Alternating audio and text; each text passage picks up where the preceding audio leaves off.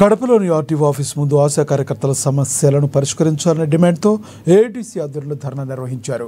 ESI, PF వంటి అవసరమైన సౌకర్యాలను అందించాలని నినాదాలు చేశారు. కేంద్ర, రాష్ట్ర ప్రభుత్వాలు ఆశా కార్యకర్తల సమస్యలను నిర్లక్ష్యం చేస్తున్నారని ఏఐటీసీ జిల్లా అధ్యక్షుడు వేణుగోపాల్ ఆరోపించారు. ఈ నెల 20వ తేదీన సమస్యలు పరిష్కరించకపోతే జిల్లా కలెక్టరేట్ ముట్టడి చేస్తామని హెచ్చరించారు.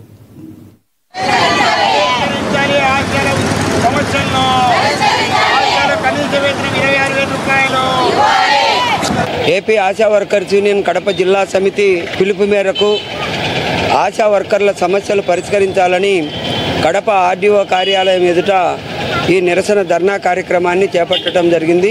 ప్రాథమిక ఆరోగ్య కేంద్రాల్లో ఉన్నటువంటి డాక్టర్ల యొక్క సమస్యలు పరిష్కరించి వారి సమ్మెను విరమింపజేసి ప్రజల ప్రాణాలను కాపాడాలని AITUC AP ASHA workers union ప్రభుత్వానికి విజ్ఞప్తి చేస్తూ ఉంది.